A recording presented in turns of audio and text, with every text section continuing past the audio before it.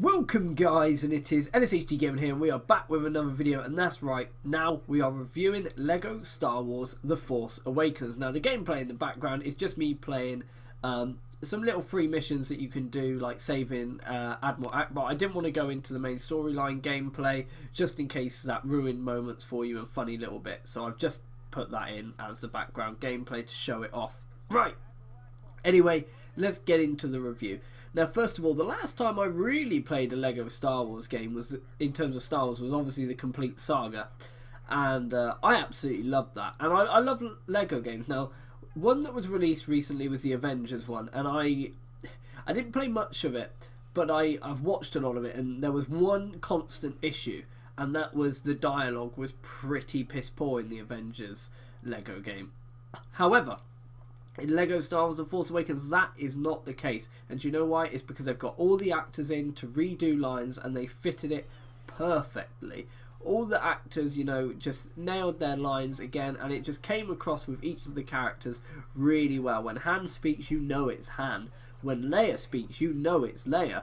And so forth for all the rest of the characters. They did a great job. So the voice acting and the dialogue is really good. Now, of course, LEGO is known for its humour. Now, within the humour, it's very childlike, because LEGO Star Wars is based for mainly children. But with that being said, there is still a lot of funny moments that will get you a giggle, and they use lots of little intricate moments and little Easter eggs that really work well into the game, especially when you get to play as Admiral Akbar. You know, you get him just in normal dialogue when you're trying to escape, and he's like, "Oh, this better not be a trap." And that was a really awful impression, I know, I apologise.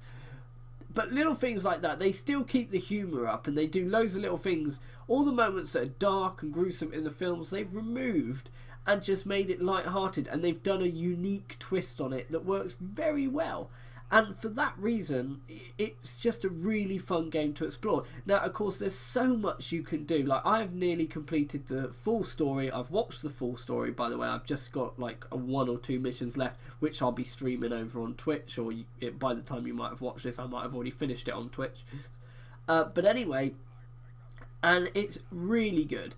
I really enjoy it. I think, based on the film, they've done a great adaptation and added it to LEGO. Now, graphically, this LEGO game is phenomenal. They have really done a great job, and with the frames per second and the new going into cover mechanics to shoot, it's very good. And it's just little things like that that add to this LEGO Star Wars franchise, and I think they really need to start doing this. I know they've got the two build system, where you obviously build something and destroy it and then rebuild it elsewhere to do a mission. I think that's also fantastic.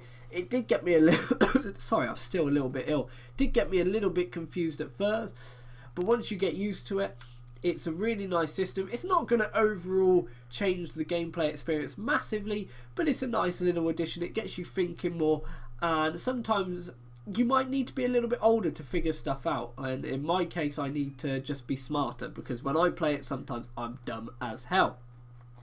Now, on to the negatives, and I hate to say this as a negative. It's so much fun, the actual storyline of the film, The Force Awakens, that I kind of wished it was a little bit longer. It could take 6 to 8 hours to complete the full story, and that's not too bad for a film adaptation of a LEGO game, but I wish it was longer that, because I think there was parts of the film where they could have made me do a bit more exploring.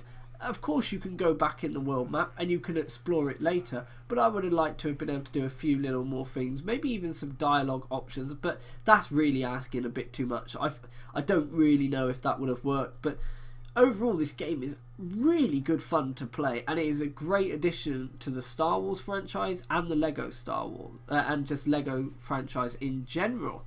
Now, one thing that really stood out to me was when you're having battles with the X-Wings and so forth, when you're flying around as Poe Dameron trying to save Finn. Wow. I can't believe I'm saying that, and I can't believe it, but I'd say the flying in this game is more fun than it's in Star Wars Battlefront. I don't enjoy Fighter Squadron in Star Wars Battlefront, but in this LEGO game, it looks beautiful and it plays so fun. It is a little bit easier, and there is not very much skill required in gunfights. It's a little bit clunky, and you know, you just press L2 and it locks on to the characters. that's a little negative. But then this game is designed for kids, and they're trying to make it as easy for them as possible so they can enjoy it more, and I completely understand that. Overall though, I don't really know what else I need to say about this game. That there's so many characters, there's so many vehicles, there's so much free roam and side missions to do, and little stuff like races and open world on all the planets, and changing between the maps, and being Luke Skywalker on Jakku, and stuff of that nature can be really fun, and it adds stuff that's not in the films, and that's really great, and I love that. Like saving Admiral Akbar, which is a mission you've seen in the background, that's really great fun. I love that mission to bits. Just little quirky things, and you get to use a lot of the characters like BB-8, C-3PO, and stuff of that nature, and hunting down the Raftars. All these added little missions that you get to do, and you learn more that ties into the film. It just expands your knowledge on the Star Wars universe, but in their own unique way, and for that, I really like it. I really enjoy it. I definitely recommend you pick this game up. You can plunge a lot of hours into it. Like, I finished the storyline on it. Well, I've nearly finished the storyline on it, I should say. And I'm only at, I don't know, 20% maybe? No, that's probably like, I'm probably even under 15%. I haven't actually checked.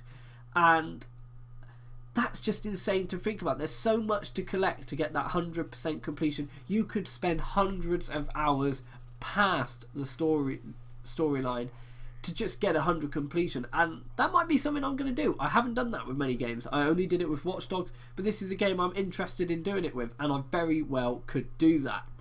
And yeah, I think that's it. Overall, this game is beautifully graphically, it's funny. It definitely is going to be great for kids and families to play.